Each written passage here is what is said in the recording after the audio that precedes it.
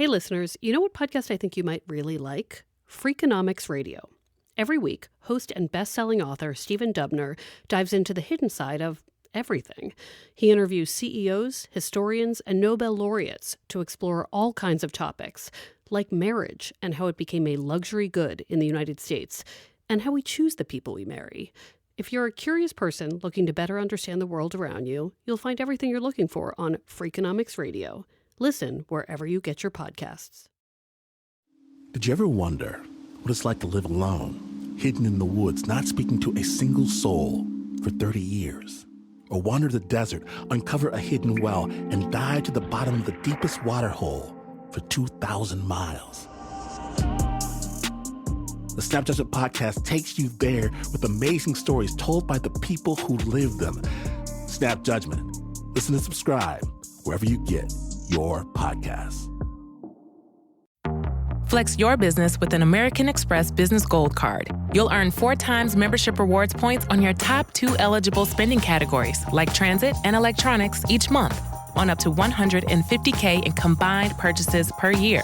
Plus, you can now earn 3 times membership rewards points on flights and prepaid hotels booked on AmexTravel.com. Terms and points cap apply. Learn more at AmericanExpress.com/business-gold. Amex Business Gold, built for business by American Express.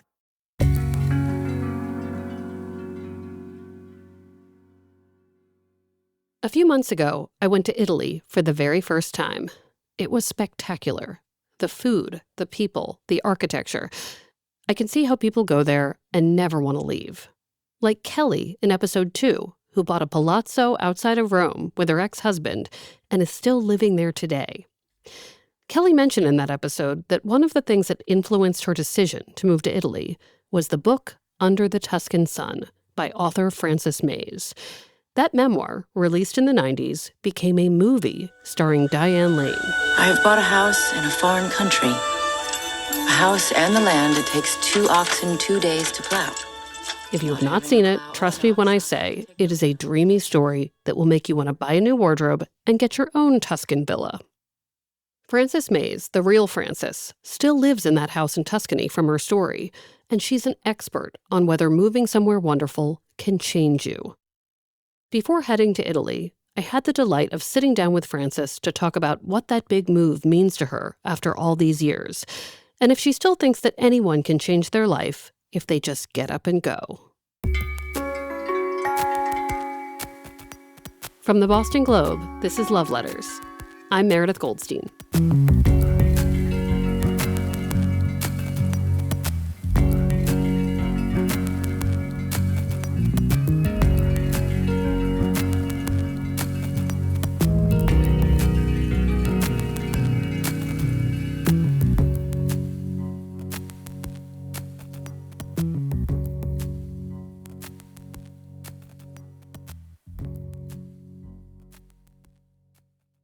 I just want to start by asking you where you are. I am in my 3rd floor study at Bromasole in Cortona. This is the study I've written all my books in, so it's really a great place for me to be. The timing of this interview is so perfect because we're doing this whole next season about change. Can people change? And we found this story, Christine, our producer, found this story about a woman who moves to Italy for change, which is a story we know, right? Because in some ways you invented it. like when I think about starting fresh and living that dream of I'm just going to get up and move and start over, it is because of this iconic narrative, right, that we know and that seems to be go from, it doesn't matter what age you are, right? I feel like people find this story. And I just wonder, how aware you are of people jumping to this because of this story you told. I am totally aware of it because I have had, over the many years since this book has been out, thousands of letters from people, mainly women, not altogether women, but mainly women, telling me that the book struck a chord with them because maybe they already felt they wanted to make a change in this took them over the edge, or maybe it gave them the idea of change. But so many people have told me over and over and over. Plus, still, after all these years of the book being published, we still have maybe 50 people a day coming to the house.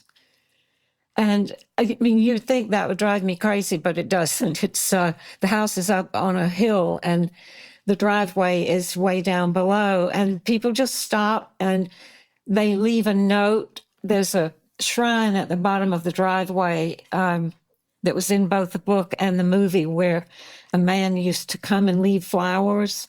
Now the people who've read my books from many, many countries come and they leave things in the shrine. So it's this active goal, this quest place to come to the house. And it's astonishing to me, but I think it's kind of a tribute to the idea of quest and change. They leave toys, they leave lapel pins of their countries, they leave coins, little toys, bottles of wine, manuscripts, lots of things. You know? I bet they leave manuscripts. You hinted at this, but there's this interesting question, right, of like what change really is, right? And this person who we interview, who tells her story of moving with an ex-husband, of all things, to Italy, and they're living happily there together. Like, I do have questions. Did she change, or just her surroundings? My guess is her surroundings, but like, there's that old saying, like, wherever you go, there you are, right? Like, you bring your baggage with you. You like, Right. you can't, like, I like to think I would be different elsewhere, but I know, having moved different places, I am fundamentally the same. So how much change can exterior scenery change actually bring to you? Or do you believe it's all like the internal work, or is it a little bit of both in your mind, having done this? I think this is the major theme that has run through all my writing from the time I was, in college to now, is that sense of how one is affected by place and how strong a shaping force place can be. When I first got here, I was stunned by how warm and generous and friendly, hospitable people were, how everyone gathers in the piazzas and living room. And I was just bowled over by thinking, why is this the case? And I knew it was partly because of architecture. There's a place to gather, and you need to gather to do what you need to do. But people do gather. It is this intense sense of community. And I don't know how to totally explain that, but I've begun to feel shaped by being here. I used to be a lot quieter. I didn't use my hands so much to talk. I was more introverted. I wrote poetry, and a lot of it was about death and my family and, dark subjects. And it just seemed like this place was full of light, and that light imbued people with a kind of different philosophy. That sounds a bit far-fetched, I guess, but it's true. Living in a place that is really beautiful and munificent, it seems like it changes you. So I think anywhere you go, you're taking yourself, your problems, your talents, your whatever. But it's a great fact to me that you can choose where to be, and that place can interact with who you are and change you into someone you imagine. Well, this is really uplifting, because I have to tell you, we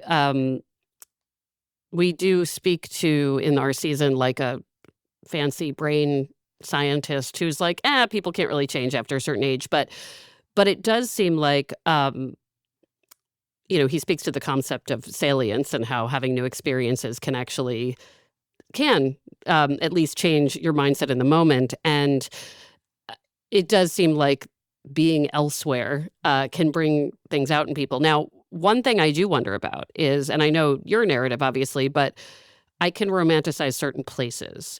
When I go to London, for instance, I think I like raincoats and coats. So everybody's wearing this beautiful outerwear. And I'm like, if I lived here, I would be X, Y, and Yes. Z. And I would do X, Y, and Z. And I would, and yet I also have a friend who back in the day used to say, Meredith, as soon as you pay a utility bill somewhere, it's reality.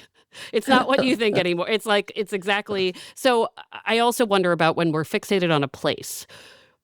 Can that place meet our expectations? Like, if you are looking for this kind of change, like, how do you decide where to go? Like, should you be going 10 times beforehand? Should you be spending 3 months there? Yes. So, yeah, tell me what advice you would give to people who are like, I now work remotely and I'm going to pick up and move to Tuscany because I know it's where I'm meant to be. Like, that seems like it could set you up for disappointment. If you don't magically turn into Diane Lane, like, that could be a real disappointment. Yes, it can. I have seen people come here, buy the house, restore the house, make friends, and then winter comes and it's cold. And then they learn, they find out that learning Italian isn't all that easy. And they become disillusioned and go home. And I think the difference in those who do thrive here and those who don't is that you must create some reason for you to be there and something for you to do that involves you in the place. Or if you're an artist or a writer or have some kind of independent work that you can self-start, that's a different thing. But you can't just light here and expect the beauty and charisma of the place to buoy you along. You have to work at it. You have to learn the language. You have to do whatever you can to become a part of it. I would say to anyone contemplating, and I know a lot of people are, to stay at least a month and see, if it's really going to work for you. Just to, I was just in Puglia. I was with 4 friends, and we immediately started talking about, for them, wouldn't it be great to live here? And of course, you are seduced by a place like that and immediately start thinking of how you can possibly shed everything and get there. But if you stay a month and you start really seeing what it's like to live there, you get a much better idea. But as long as you can stay before you actually make a big commitment. Now it's a lot easier because many people can get the digital nomad kind of visiting permit, so you're not pulling up stakes entirely. But it takes a certain courage to do something like that. You have to be a little bit crazy, I think. But I know so many people for whom it has worked out incredibly well. And a few, it doesn't. They go home, they do something else. I want to talk about the back and forth of it because you're not there all year. So you come back here. And do you find that you become someone different here, or do you bring Italy personality with you? Like, how does that work? It's always when I'm there, I'm missing Italy. And when I'm here, I miss there somewhat. But I think I've done it so long now, and we have such solid groups of friends in both places. It's just really mostly a delight to go home and be able to do all the things you do with friends there. But we feel more and more that this is our home and that we want to spend more and more time here. We're here 6 months a year. We usually travel in other places a month or so out of the year. But we're still back in the United States about 5 months a year. But for us, it's become increasingly alien to be there. Aside from our wonderful life with our friends, I think America has gone crazy, in my opinion, and I don't understand it anymore. And I live among people who look at me with great puzzlement, like, oh, we read that there was another shooting and 10 more children were killed. They just can't comprehend that. So like in the past 8 years, I think things have gotten really strange in the United States, and I feel less excited to be there, other than that I have a lovely life there. But, it's my country, and I I don't want to see it going in these directions, banning books. That's crazy. Too much craziness. Well, you bring up another great point about safety, right? Which is that I feel like when you think about change, sometimes going to a place where we feel safe makes us better, it makes it easier to live in the world, right? Which is like, It makes you more comfortable with your life when you know that you can walk into town at night by yourself and it's going to be fine. yeah. It's just an extremely different feeling of safety here. Yeah. Yeah. And I think about that with laws and like, the LGBTQIA community, where can I be and live my best life? Because, Yes. you speak to that in your books, like where are you going to live your best life? All right. This is really great. And you're giving me all of the positive, yes, you can change with changing scenery what you're doing is validating a very expensive trip I'm about to take to Italy. So next month. So thanks for that. I want to talk about new book because another, you mentioned this theme of setting and place and how narratives are tied to place. But I also think you have always I like this idea of thinking about the narrative we have of relationships, of our own relationships, of other people's relationships. I was thinking about how I always tell people my grandparents had a gorgeous marriage. And guess what? I only saw 2 decades of it, maybe. No, 2 decades of it, right? I don't know. I know, but I don't know. So can you talk a little bit about your new book and the themes you're exploring? My new book is a novel. It's set in the American South and in London, a little bit in Washington and New York, but mostly in North and South Carolina. It's a three-generational look at the subject of marriage. Marriage is the red thread that runs through the whole narrative. The book's called A Great Marriage. And the protagonists are Dara and Austin. They're just about to get married and everything is looking really beautiful for them. And Dara's parents have, like your grandparents, the great marriage. And her grandmother she's an internationally known writer, and she has written a book called A Good Marriage. She's practiced psychotherapy her whole life, and her specialty has been marriage. So she wrote this book called A Good Marriage.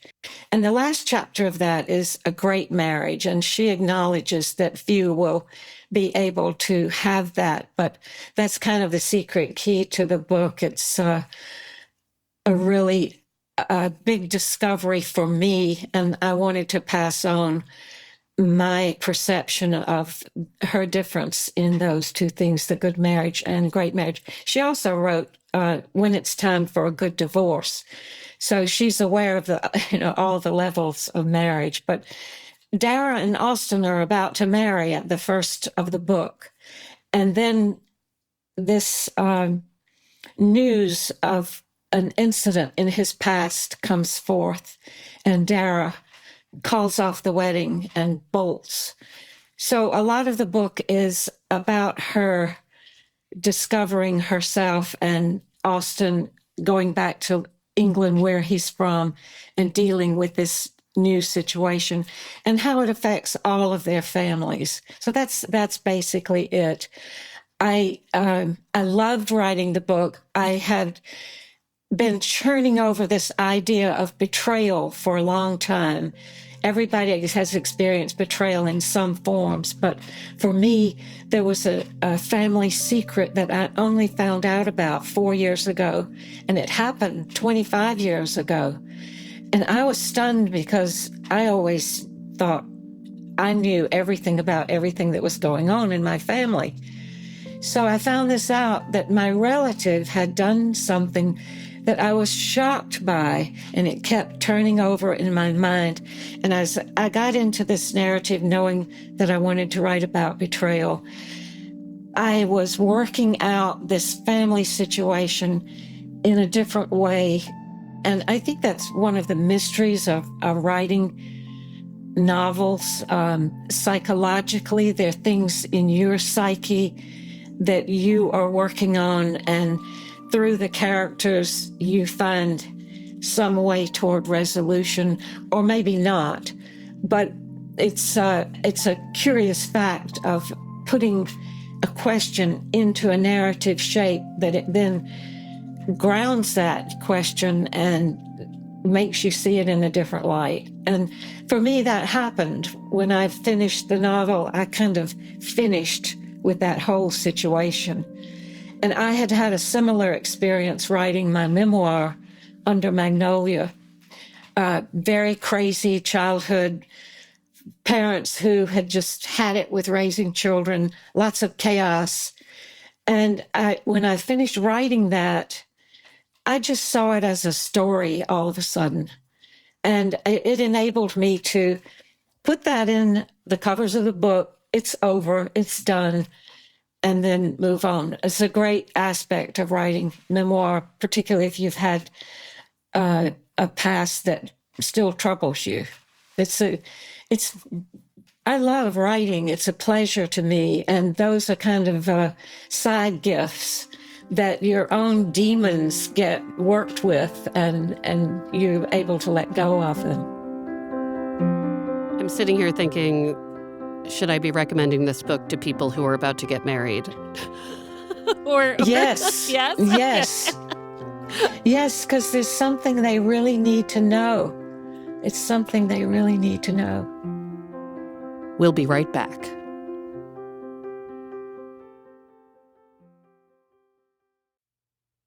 This show is sponsored by BetterHelp. We often hear about the red flags we should avoid in relationships, but what if we focus more on looking for green flags in friends and partners? Therapy can help with this. As we all know, I'm a therapy person. I've become a better and happier human by going to therapy. It's helped me through trauma, but it's also helped me recognize happiness in relationships, because sometimes the green flags are everywhere and I just cannot see them. I also know that one of the hardest things about therapy is finding a therapist and getting it going. BetterHelp is fully online, making therapy affordable and convenient, serving over 5 million people worldwide.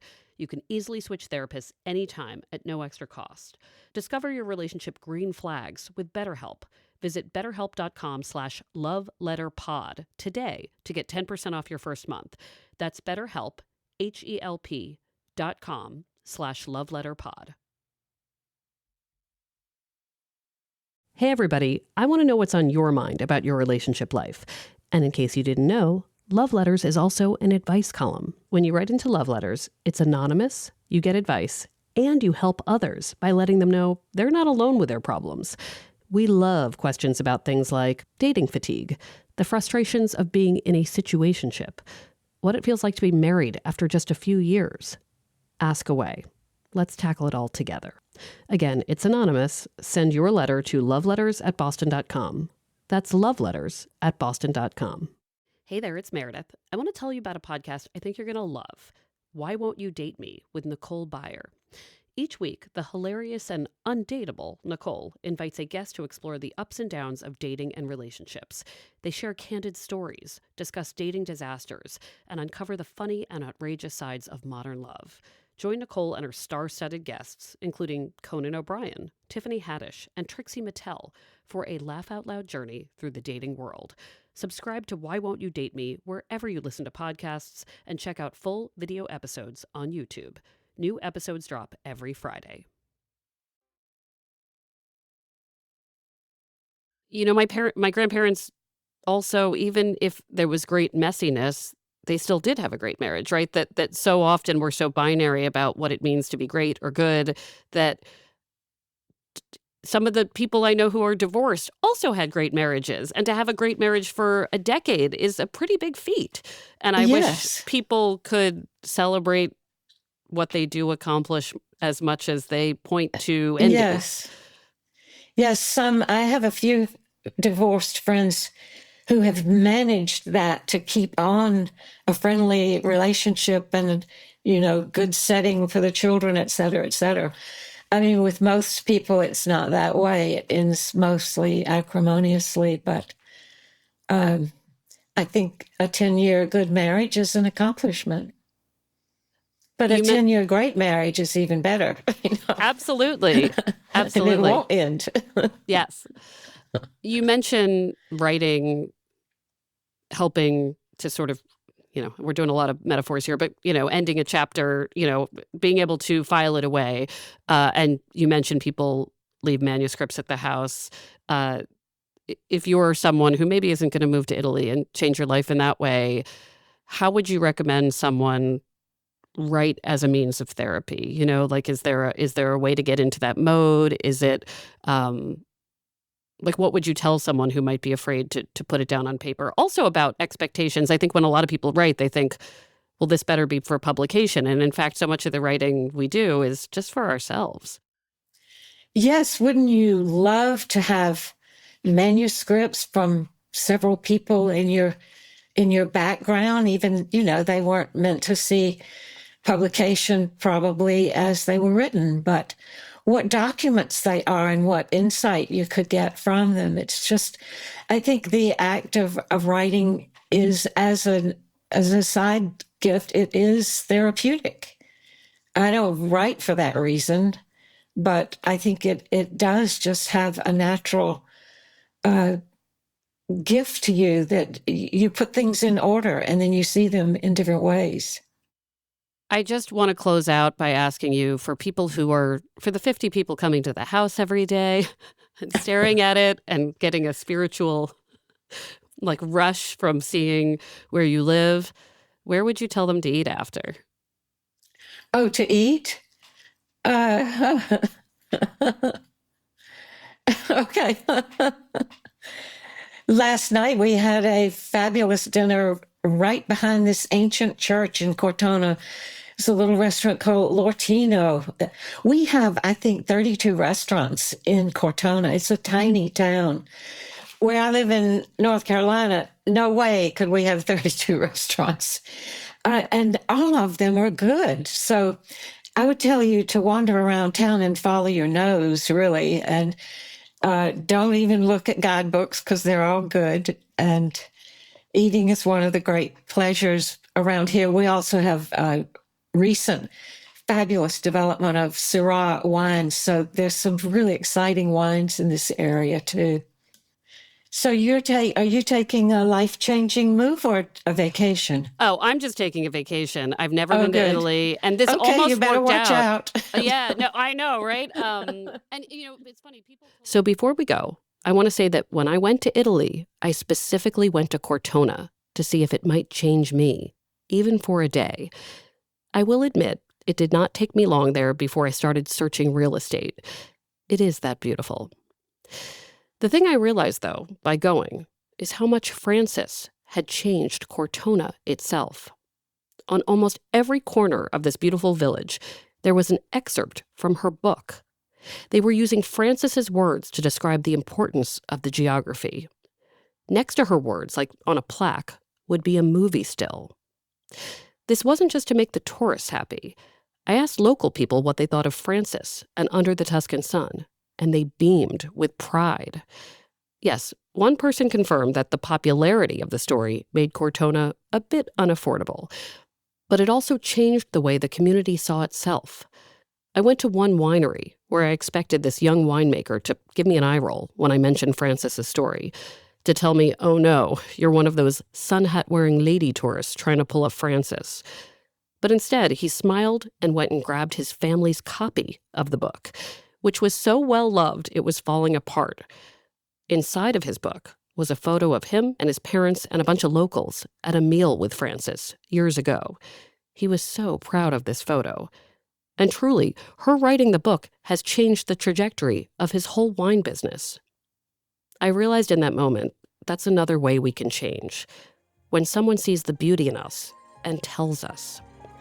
Frances saw the beauty in Cortona and told the world. Maybe we have the power to change others just by telling them all about the beauty and specialness we see in them. Something to think about. Now excuse me while I go eat spaghetti.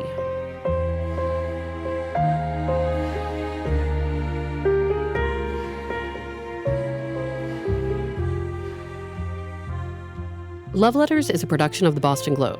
Our producer is Christina Hanatu. Our executive producer is Kristen Nelson. Uzair Ahmed does our audio mixing and mastering. Sound design by Christine Ahanatu. Maddie Mortel is our audience engagement manager. Special thanks to Nancy Barnes and Linda Henry. Our music is from APM. Remember, Love Letters is also an advice column. Send any questions about dating, divorce, marriage, singlehood, whatever, to loveletters@boston.com. And if you like this show, please leave us a review. Learn more at loveletters.show. I'm Meredith Goldstein. Thanks for listening.